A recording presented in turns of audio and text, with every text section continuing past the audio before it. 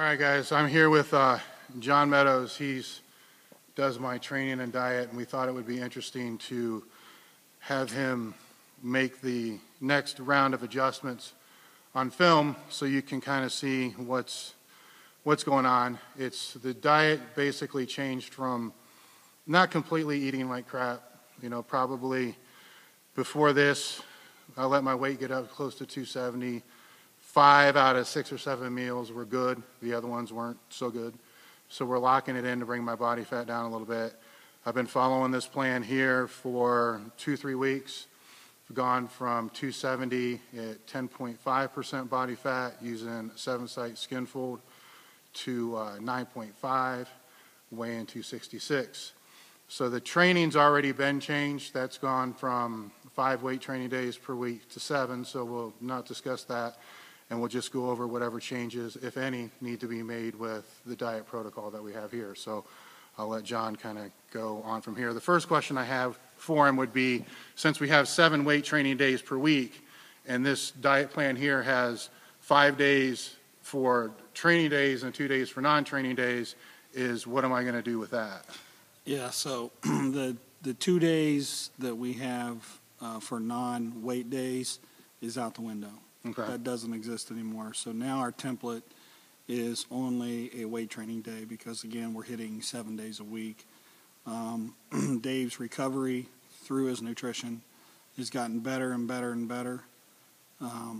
So this is a good move to increase volume. His joints are as good as they've been. So we're going to hit this 7-day template now. Okay. Or we're going to hit the training day template all 7 days. All right. Any changes as far as to the macro levels here? So we had 2 to 3 weeks where Dave lost, was it 3 or 4 pounds? Yeah. And something like 1% body fat. I want to accelerate that just a little. I don't want to make too many changes because just the fact that we're going to 7 days of training will result in more fat loss. Having 2 days where you don't train with weights and do cardio, contrary to what people think, the cardio will not burn more fat. The new plan with 7 days of weight training and no cardio will burn more fat. So I'm going to make very, very minimal changes here because I think just the fact that you're going to 7 days of weights is going to keep fat burning. Now, I just want to accelerate it just a little bit more. So basically, I'm just going to remove 200 calories. We're going to work in 200-calorie increments. The easiest way to do that is going to be with one of the carb meals that are in here. So if you figure 200 calories, 50 grams of carbs. So we're going to take out 50 grams of carbs out of 2 of these meals. We're going to take 25 grams of carbs out of one meal and 25 grams of carbs out of the other meal. I don't want to pull them all out of one meal because Dave actually has a really fast metabolism. I mean, we're up over 3,500 calories now. So I don't want to take carbs out of his meals, period. I'd rather spread it out and take a little out of each meal because Dave actually feels better with carbs in every meal. So that's what we're going to do. We're going to reduce 200 calories, 25 grams of carbs out of one meal, 25 grams of carbs out of another meal. It will not be via his peri-workout nutrition. That's key. The pre, intra, and post-workout nutrition, we won't touch carbs. You need carbs. Carbs will not make you fat. Don't think for 1 second that the carbs you eat after training or during training or before training are going to make you fat. That's not the case. So we're going to take meals outside of the peri window, and I really don't care what they are. I prefer they be the furthest away from the peri workout protocol. So let's say you work out in the morning and meal 1, 2, and 3 are your pre, inter, and post. Then you'd want to take carbs out furthest away, so it'd be in the evening. And vice versa. If you train in the evening, we would want to take carbs out early in the day. So we want to take carbs out for when you're, not around weight training. So that's what we're going to do. One of the issues that I had going through this here is based upon my work schedule.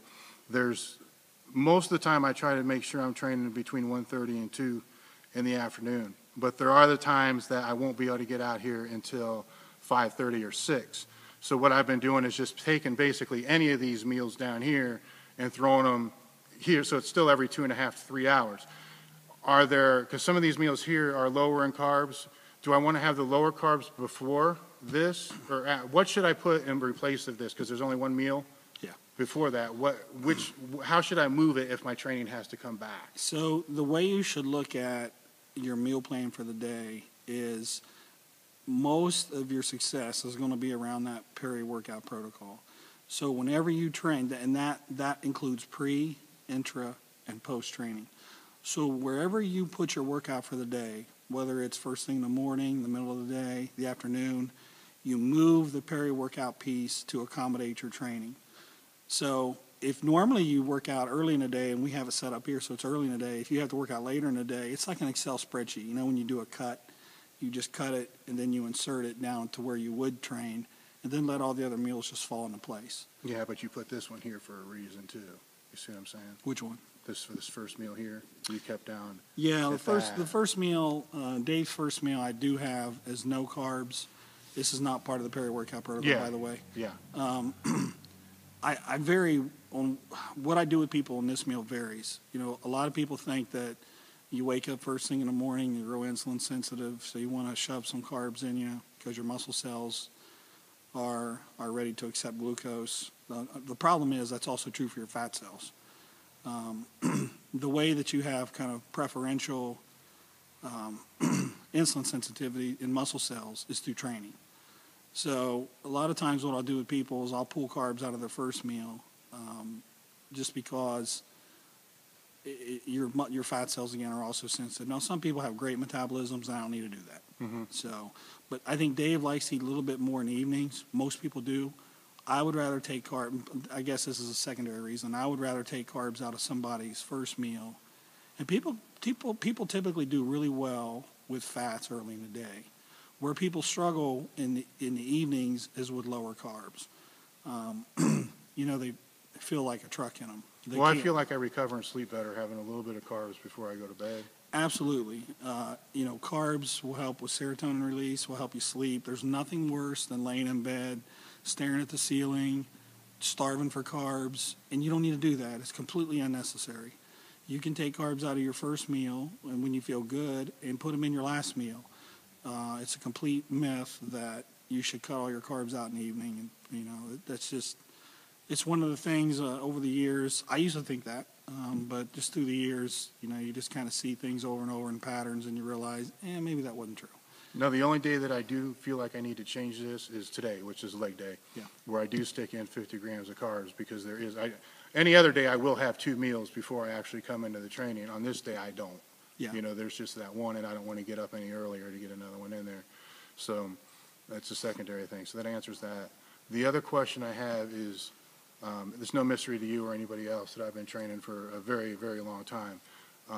Training 7 days a week, inevitably there is going to be a time where I'm going to have to take a day off. It could be after 14 days, 10 days.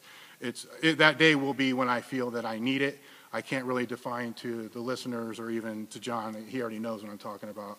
My body's going to tell me when I need to take a day off. Yeah. When that comes, do I go on this or stay with this? You go back to the template for non-weight training. All right. Now, some of the training days I don't want to say they're easy, but it's a little more pumping day.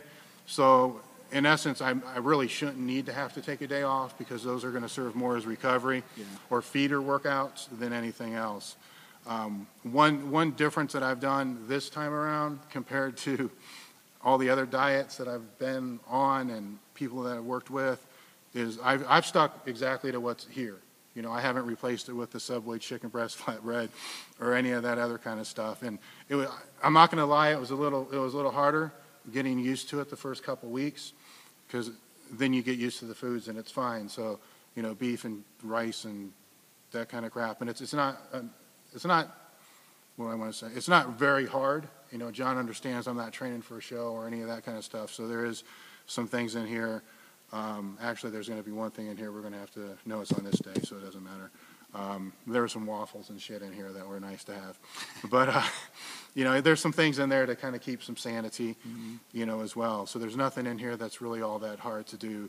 The only thing that I've done, if it's not almond butter, it's just going to be regular organic butter, you know. So any of the exchanges that I have made would be instead of chicken, it's going to be fish or turkey, shrimp, turkey. I mean, that type of stuff. I try to have There's one egg meal, there's one chicken meal, there's one meat meal. You know, sometimes I'll trade out the meat with the egg meal, which is going to drive the fats.